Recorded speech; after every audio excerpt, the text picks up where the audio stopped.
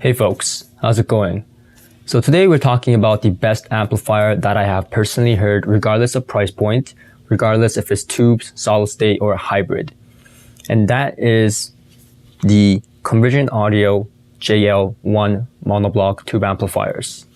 And before we start this video, I apologize for the mess here. This is where I do the technical work. This is the office. And these are here because they're currently not working. And that's the other thing. Regardless of how good amplifiers sound, it may be an unreliable amplifier, just like any tube amplifiers out there. They can be unreliable. But there's people like us, there's people like perhaps me and someone who's watching that may love just tube amplifiers in general, and they are willing to deal with that headache, while some of us may not be so willing and would rather have a solid state. So, in starting this video, I just want to say I've heard $50,000, $100,000, amplifiers, and not to demean them or anything like that, but they sound great, But to me, these were the best sounding out of the bunch that I've heard so far. And so, regardless of price point, these amplifiers were an amplifier that I really wanted to keep and have for myself in the long run. I mean, I could live with this without a doubt. And I have to go back where I first heard this amplifier. I was walking down the hallway and I heard a beautiful sound coming from the room.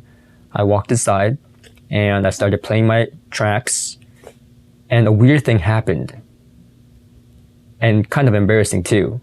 I started tearing up, and this was the first time where a hi-fi system gave me that kind of emotional response. And I could say a lot of things about this amplifier. I could say the bass is tight, extends low, has great authority in the bottom end, mid-range is liquid and realistic, holographic soundstage, extended highs, sparkly highs. I could say all those things to describe a sound, but at the end of the day, it won't convey how great of an amplifier this is.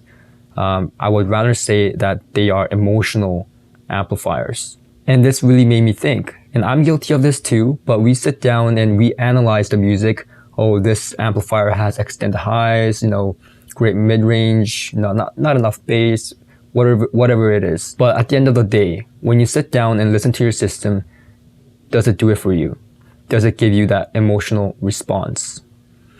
Because it's much like an opera or a concert. You go to those things and you see people crying because they become so emotional with the music. With hi-fi systems, this was my first experience ever to give me that kind of response. Now, I want to ask you a question, and feel free to comment down below. What is a speaker, a hi-fi system, or whatever it is in your system or you've heard that gave you that kind of emotional response? Because I think those are the worthwhile ones to really explore and really dive deep into in terms of reviewing it. So all these hi-fi terms are great, but at the end of the day, these amplifiers are great and something for me because it gave me an emotional response. I love these amplifiers, absolutely. I will take them any day. Despite the reliability issues with tube amplifiers, I've had few in the past, and by far, these are the best ones that I've ever heard. There's something about tubes that I just love, and some of you will agree, some of you will not, but at the end of the day, it's your preference. It is what gives you the emotional response. So, I can say a lot of things about this amplifier. It uses large transformers, really heavy duty, big amplifiers.